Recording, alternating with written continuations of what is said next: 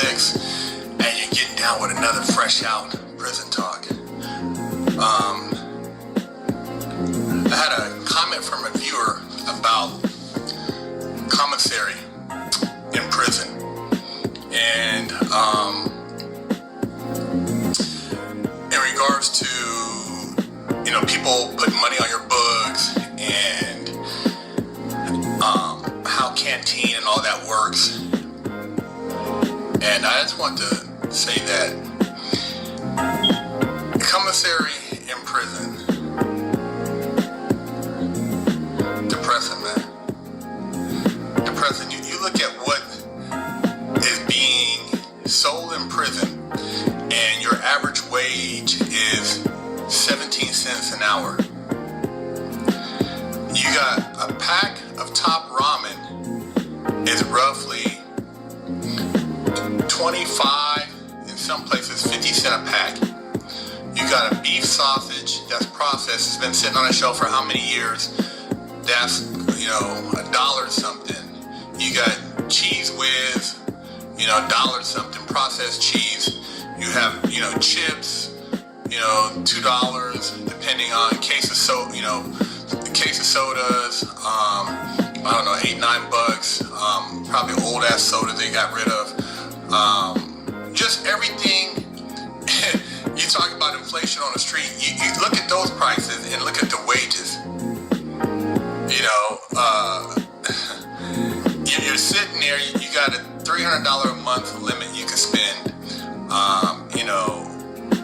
If you're trying to eat healthy, maybe trying to buy some canned chicken, canned tuna, maybe sardines, depending on whatever else they have on there that's healthy. You're trying to be efficient with what you're given, and a lot of times, you don't even want to eat in the chow hall because the food on certain days is just slop. It's stuff they're getting from local contracts. A lot of times the people that work there have hookups with these farms or these dairies, so they're making money. So these prisons are tied into the local economies of the cities they're in. That's why they're in the cities that are way out, that wouldn't have anything outside the prison. The prison is the base for economics in that town. If there was no prison, there would be no Walmart, there would be no post office, there would be no Home Depot, there would be no apartments being rented, there would be no housing development, there would be no Cisco, that delivers the food. There would be none of that. So everything revolves around the prison, and it runs all full circle. Even, like I said, going back to the commissary, the toothpaste, if you gotta, hook up on toothpaste, you're like, oh, okay, they can get it from me. You gotta hook up on old generic ass Nikes or Adidas. You can slang them into prisons. This is the commissary. This is the economics of the prison. 18 cents an hour. Some guys, oh man, I'm making overtime. Maybe if they're, depending on what kind of job, maybe they're getting in the factories where they're considered the top jobs. Maybe they're making, I don't know, $1. If they're lucky, $1 or something, So, guys are working all month, and some guys are bragging because they got a paycheck of maybe $400 something in prison, bro, for a whole month. These were guys who were gangsters, drug dealers, but their money's gone. The money's gone. You're calling home, people aren't picking up no more. Think you can beat me in spades?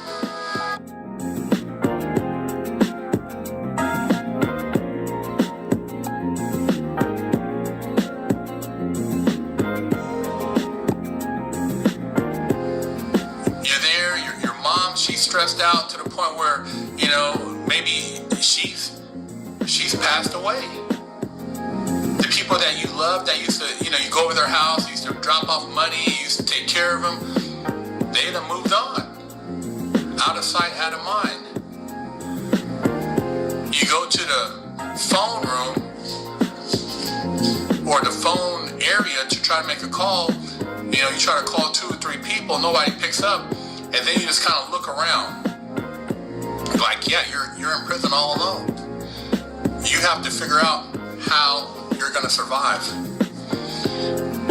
And if you're even going to go to commissary, there were months I didn't even go to commissary. I had a job, a pay-you-no-mind job that paid maybe a couple bucks a month. It was like 8 cents an hour you worked, or maybe, 10 cents. You only worked an hour a day, because I spent all my time in a law library and on myself, like just working on my spirit. And I hustled inside prison. My hustle was typing, helping people file briefs, showing people how to do certified mail, how to do certificate of service, how to write up petitions, how to get affidavits notarized, how to respond to court actions, all this stuff, man. That's what I hustled. And these guys, a lot of them worked in the factories or had a job, and they would come and say, hey man, how much you charge for this? And I'll go to commissary for you. And that's how I got what I needed off of commissary. I only focused mainly on hygiene stuff, like, deodorant, shaving stuff, facial soap, body soap, lotion, when I could, a pair of shoes. But I lived very minimalistic, and that was my trade-off. So I wasn't living in their, material or, prison balling, with cut-off sweats and all the fancy stuff like that. I didn't have any of that stuff in there, and there weren't a lot of people that I could call on the street to say put money on my books, and I didn't want to burden anybody like that. I didn't get myself in any type of debt, so I owed anybody. And when I did have anybody purchase anything for me, it was a book. Like, only on the holidays, can you send me this book? And I would send them the name of the book, and they could order it, and they would send it in for me. But I spent all my whatever money I earned in prison primarily on educational items and self-help items. And that's how I survived and was able to get what I needed off of commissary. But I used to see guys, who would get in a hole, gambling, buying drugs. They would go in there, call their family members, hey, can you send me this? And it's like, man, I can, how much just send me, I told you to send me this. Mom, you didn't hit my books. And they're trying to get the stuff on their books before the commissary hits, because they owe this guy, and they've been borrowing stuff on the compound, and they're in debt. And it's just like, it's just a treacherous cycle. Even in prison, these people are playing a game of I owe.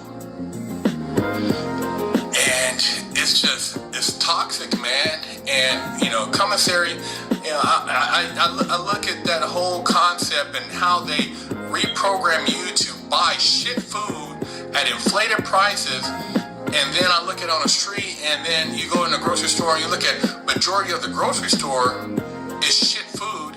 And then, on all the aisles and all the good stuff is way in the back, like the stuff that's not processed, the meats, the cheeses, or, whatever other items that are nutritious, all the way in the back of the grocery store. Very back. It's not in the front. It's all the way in the back, and all the processed stuff, all the high carb and sugar stuff is all in front of you when you first walk in. And in prison, that's the same thing. You go in there, a case of soda, the top ramen, the chips, the cup of noodle, all the bullshit, man, all the high sodium, all the just stuff that has all the fake ingredients and stuff. And it's like, I did everything I could to try to be as healthy as possible and not starve. And it's a shitty place. And a lot of people don't talk about like just what the commissary and carrying your bag. And some people they have a big bag, and they feel like they're balling in prison because you got a bunch of honey buns, soda, beef sausages, noodles, and dude, it's like you're eating. This is what it is though. This stuff becomes valuable commodities. Having a full locker is like having a BMW parked in front of your house or a Mercedes. That's how crazy it is. That's how reverse the psychology is in prison. Is having that bag, carrying that bag, it creates importance in prison. Dude, this shit, man. And, and a lot of you guys are just waiting to go in there. You're anxious to catch a case to go in there. And it's not that bad. I mean, dude, if you are embracing shopping in the commissary in prison, hanging out, being able to have a Haagen-Dazs maybe once a week, walk around the yard, everybody's wearing the same clothes, you're eating bullshit food, you're hanging around a bunch of men, something's really wrong with you, man. They don't want you to know about.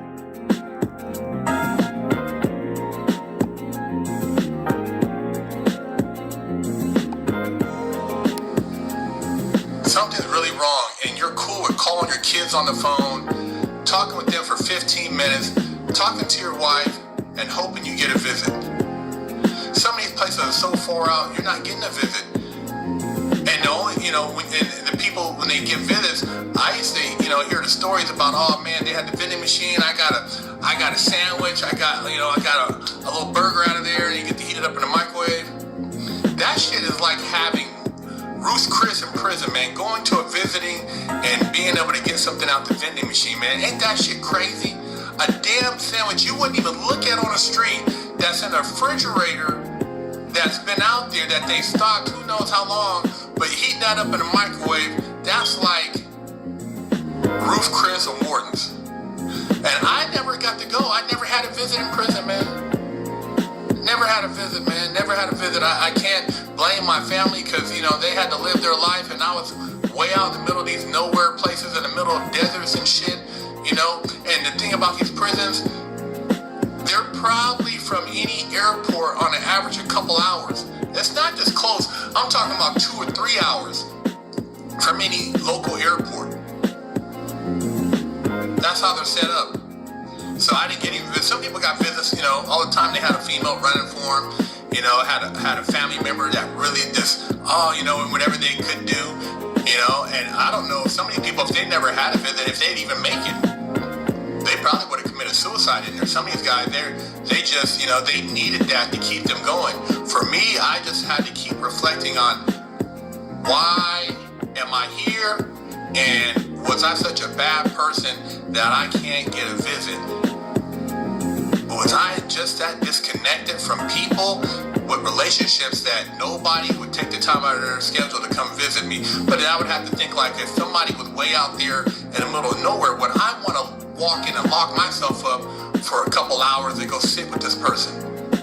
Would I want to do it? So I couldn't knock them. I couldn't knock like my grandmother who's old or my mom who, taking care of, her family.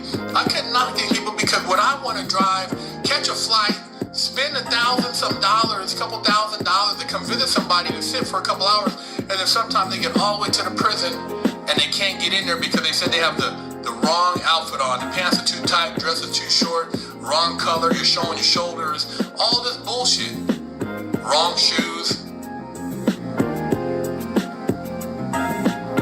But coming back to the commissary,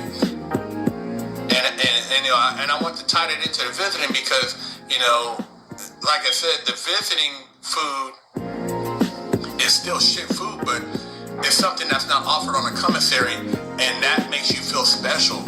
Food is your only orgasm in prison that gives you any, reflection to the street. Like, wow, this is like, you try to imagine eating a spread and thinking you're, somewhere else on the street eating, maybe at some restaurant you used to go to, on the Vegas Strip or, off of PCH or, wherever downtown Manhattan, wherever you're from, you try to imagine the food and then you realize it's not the same food because an hour or two later you got to take a mean shit.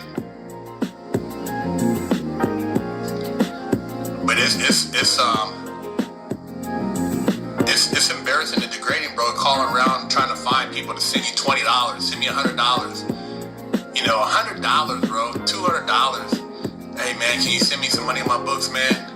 I couldn't do it. I hit up, you know, maybe my mom a couple times when you know, the holiday or something to send me a book, but I didn't really hit her up to put money on my books like that. I couldn't do it, man. It was really a reality check of who you are as a person, and to be some, you know, hard-ass person on the street or you this and that, and now you're in here begging somebody to send you some money. And then, you know, some people were balling on the street, but after 10 years, some people done ran off with the money. Not even 10 years, 2 or 3 years, the money you had hidden over here. You can't even tell people where your real money's at, because then they'll go, where's it at? I'll go get it for you. Oh man, you know that car, where's the title at? I'll flip it for you.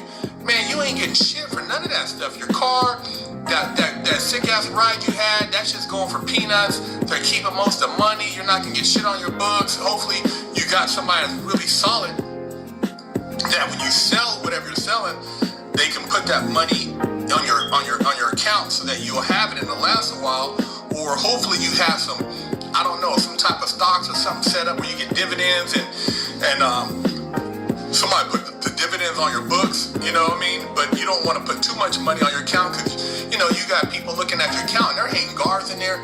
You know, you have 50,000, 100,000 on your account, 60. Man, them people are in their feelings, man. They mad at you. They're looking for something to do. They'll start harassing you. You got all this stuff in your little sale. It's a sale, man, and these people are still hating on you. You're in a sale with commissary, and these people are hating on you because they're looking at you have too much in jail, in prison. If you got hit